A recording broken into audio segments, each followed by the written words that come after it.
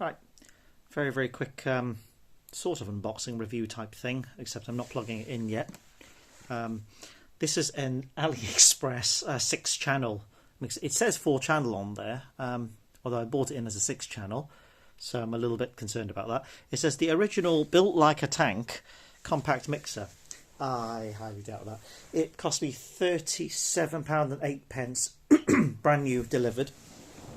Apparently it can do MP3. Apparently it's supposed to be able to do Bluetooth. I'm not entirely sure whether that's true or not. Interestingly enough, they've got a slogan, "We Hear You," which is basically a rip-off of the Behringer slogan.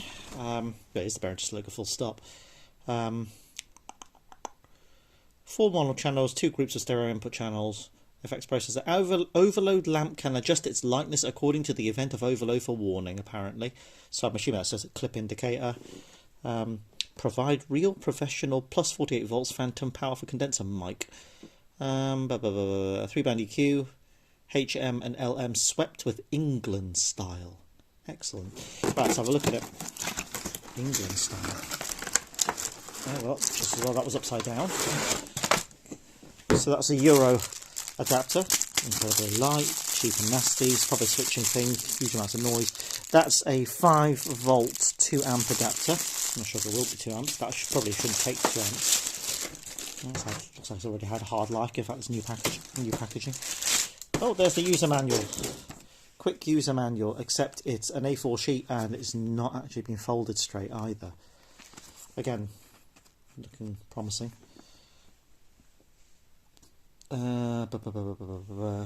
Composite microphone line input jack with single sound input channel used to connect microphones and other audio devices, supporting Karen plugs, and 6.35mm. I assume that's XLR is what they meant. Or Karen interface. Or Karen interfaces. I don't know what they are. Anyway, let's have a look at this. Custom packaging. So there it is. Not sure if it's original, built like a tank, I'll be honest with you. These screws seem to be on properly.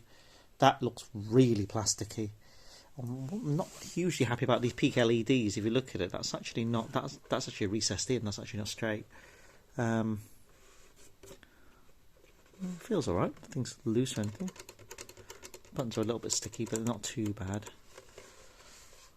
And there's the 5-volt power supply jack socket, and I'd assume that if it's 5-volt, it means that I can probably plug in USB. I assume that's digital delay, number of repeats probably, delay strength repeats.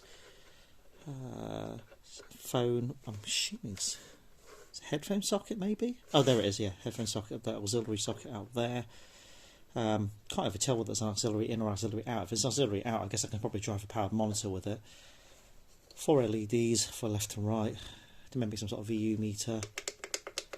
USB player. 2 pairs of phono line-ins. But there is a centre detent in there, so that's good.